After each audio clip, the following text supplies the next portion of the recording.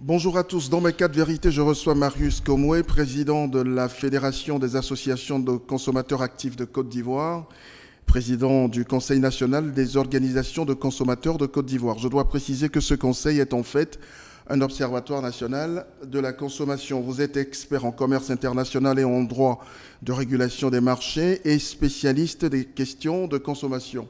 Marius Komoué, bonjour. Bonjour. Bonjour et merci d'avoir répondu à notre invitation. Merci. Pourquoi un observatoire de la consommation? Est-ce la preuve qu'au sein de ces différentes associations, il y a beaucoup de pagaille en ce moment? Pour être franc et pour tout dire, il faut donner une réponse par l'affirmative. En réalité, depuis que nous sommes arrivés dans le mouvement consommateur, nous avons constaté dans son fonctionnement, dans son organisation, je vais dire son mode de fonctionnement, son mode de gestion, que tout se fait véritablement au détriment du consommateur. En effet, beaucoup de soi-disant présidents d'associations de consommateurs y sont arrivés dans ce mouvement, dans le secret espoir, semble-t-il, de lutter pour l'amélioration des conditions de vie des populations en défendant leurs droits et en prenant fait et cause pour leurs intérêts. Mais nous nous sommes rendus compte à l'analyse et à l'approche de ces individus qu'en réalité, un autre agenda de leur action pour la défense des droits des consommateurs leur permettait naturellement d'assouvir leurs tristes besognes, leurs sales besognes, sous l'autel des souffrances des populations. Et donc, il nous fallait créer un observatoire pour mettre de l'ordre, un observatoire pour critiquer nous-mêmes, en notre sein, nos actions, en vue d'extirper dans le mouvement consommateur national en Côte d'Ivoire tous ceux qui n'ont rien à y faire. De quels moyens dispose cet observatoire pour mieux contrôler justement ces associations-là? Nous disposons tout simplement de la loi numéro 60-315 du 21 septembre 1960 relative aux associations de l'État de Côte d'Ivoire. C'est une loi naturellement qui définit les conditions de création d'une association de consommateurs et dit exactement quels sont ceux en Côte d'Ivoire, ceux des Ivoiriens ou Ivoiriennes qui ont la capacité ou qui sont appelés à diriger une association de consommateurs. Et c'est quoi les pouvoirs de cet observatoire? C'est des pouvoirs naturellement de coercition comme tout organe de régulation. Et nous allons naturellement apporter notre modeste contribution à l'avènement d'un mouvement consommateur crédible afin de mettre un terme aux remarques, aux critiques, souvent acerbes mais fondées, des usagers, des consommateurs eux-mêmes sur l'ensemble du territoire national qui n'ont plus peut-être confiance, je pourrais le dire sans risque de me tromper, en leurs associations de consommateurs. Et justement, parlant de crédibilité, il y a énormément d'associations aujourd'hui. Elles sont au nombre de combien qui prétendent défendre les droits des consommateurs ivoiriens? En réalité, vous avez 4 fêtières dans une union de consommateurs, mais vous avez 4 fêtières qui fonctionnent naturellement sur le plan national. Mais en réalité, à y voir clair, en nous basant naturellement sur la liste à nous soumettre par le ministère en charge de l'Intérieur, nous pouvons dire aujourd'hui qu'à travers la Direction générale de l'administration du territoire, qui est en charge naturellement de gérer tous ces aspects. Il y a combien d'associations? À la réalité, vous avez environ une centaine, voire 150 à 200 associations réparties sur l'ensemble du territoire. Et tout ça fait quoi? Elles sont... Autant elles existent, autant elles n'existent pas, pourrait-on dire. Pour certaines, et malheureusement, c'est la grande majorité, elles ont été créées, mais elles ne disposent pas de moyens, elles sont inefficaces et souvent, leurs responsables eux-mêmes n'ont pas la formation académique requise pour la gestion d'une organisation de consommateurs.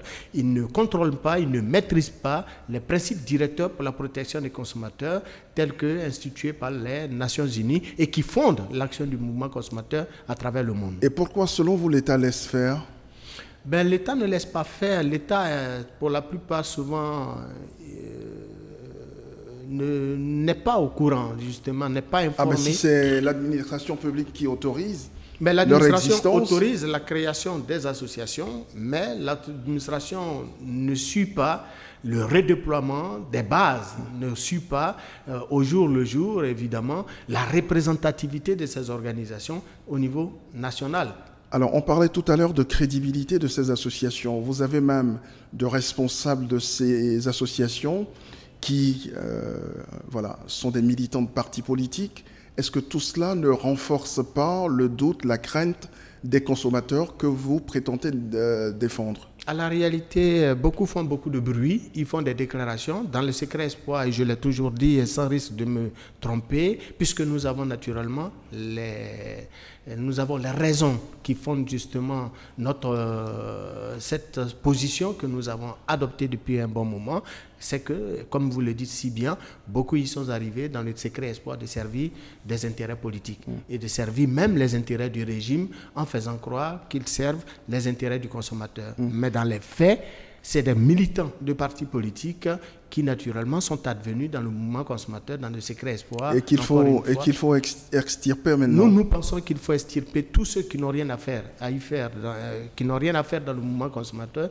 Nous pensons que chacun est libre, certes, de créer une association, mais la logique, je voudrais dire, le bon sens aurait voulu que le politique s'occupe à convaincre les usagers qui ne sont autres que les électeurs sur la nécessité, qui ne sont également autres ces électeurs que les consommateurs, sur la nécessité de porter leur choix sur leur programme de gouvernement et sur leur projet de société dans le cadre d'une élection générale qui les portera au pouvoir. Alors l'État soutient qu'il fait de gros efforts pour lutter efficacement contre la cherté de la vie. Et en êtes-vous convaincu?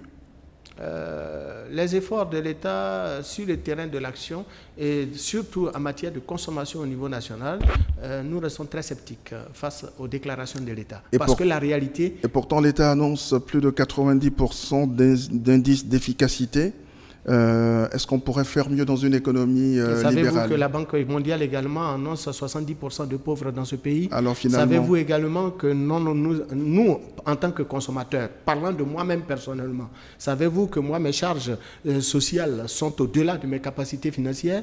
Si je veux ajouter à cela le soutien que l'on doit apporter aux parents, aux amis, aux connaissances pour une Afrique dont vous connaissez le fonctionnement au niveau familial, alors il faut mettre un terme à cette initiative du gouvernement qui tend justement à tronquer les chiffres. Nous assumons nos propos et nous pouvons dire qu'on ne nous donne pas les vrais chiffres parce que nous aussi, sur le terrain de l'action, nous faisons des relevés de prix, nous regardons la souffrance de nos concitoyens et nous savons naturellement que sur 10 familles présentées, croyez-moi, 8 ont des difficultés de se faire un repas par jour. Alors aujourd'hui, quels sont les outils d'évaluation que vous avez sur le terrain? Vous oubliez que tous ces organismes internationaux qui pullulent tout le pays à la recherche d'indices liés justement à l'amélioration des conditions de vie des ménages passent d'abord par nos organisations qui ne sont autres que les organisations de la société civile. Est-ce que sincèrement vous êtes très outillés aujourd'hui pour opposer à l'État des statistiques,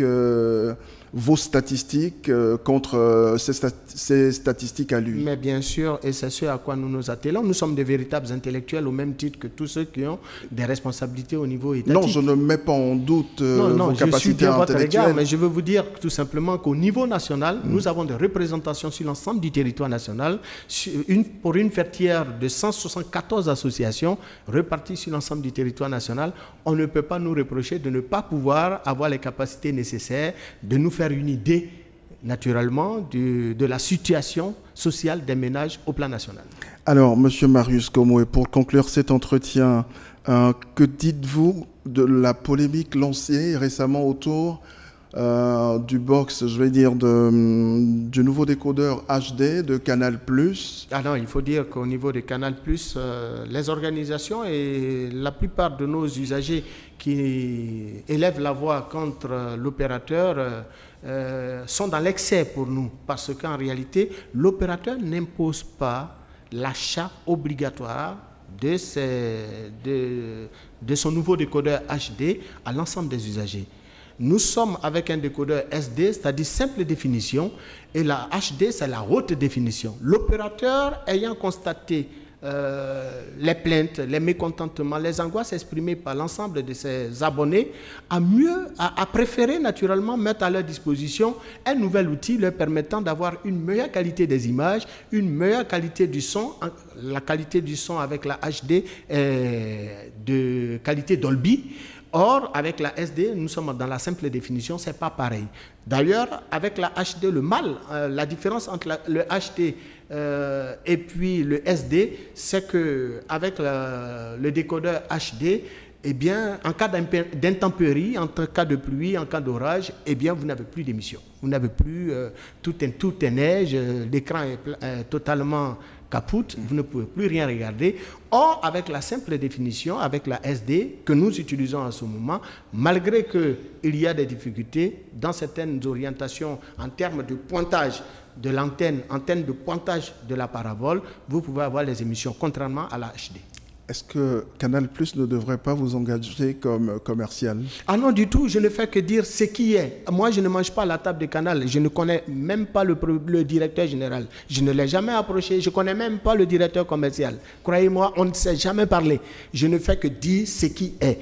Mais je dis tout simplement, au lieu d'élever la voix, d'abord une organisation de consommateurs, avant d'élever la voix, devrait approcher l'opérateur, savoir les motivations profondes qui amènent l'opérateur, parce que toute action du mouvement consommateur répond à une démarche. Et c'est ce que vous avez fait. Mais nous, c'est tout à fait cela. Nous cherchons à comprendre pourquoi l'on nous dit qu'en France, eh bien, le décodeur HD a été distribué aux abonnés de Canal et qu'en Côte d'Ivoire et dans la plupart des pays, au Gabon, mon collègue du Gabon élève la voix. Au Sénégal, mon ami Momandao n'a eu de cesse, Momandao c'est le président de l'association des consommateurs du Sénégal, n'a de cesse également d'élever la voix. En Côte d'Ivoire, nous élevons la voix, mais nous voulons savoir pourquoi l'opérateur décide de passer de la SD à la HD. C'est un droit. Il faut d'abord savoir pourquoi. Quels sont les effets bénéfiques du passage de la SD à la HD. Pourquoi 25 000 francs la somme qui nous est imposée? Ça répond à quoi? Mais il fallait faire cette démarche. Cette démarche n'a pas été faite. On dit on ne veut pas de la HD. Mais il y en a qui veulent de la HD. Alors il faut tenir compte de ceux qui veulent de la HD et de ceux... D'ailleurs, l'opérateur ne suspend pas la fourniture des émissions avec la HD. Alors, dès l'instant, il ne suspend pas la fourniture de ces émissions avec la SD. Pourquoi appeler à un boycott de la HD? C'est ça que nous ne comprenons pas. Alors, pour tout conclure, est-ce que, selon vous, on paye trop cher Canal aujourd'hui en Côte d'Ivoire? Ah ça, oui. Je peux le dire sans risque. Et ça, je l'affirme et je le dis. Permettez-moi l'expression. Je voudrais m'excuser auprès de tous les internautes qui nous suivent, mais je peux le dire sans risque de me tromper, Canal+ en Côte d'Ivoire et dans la plupart des États en Afrique nous vole. Je vous remercie. C'est plutôt moi. Et bonne journée.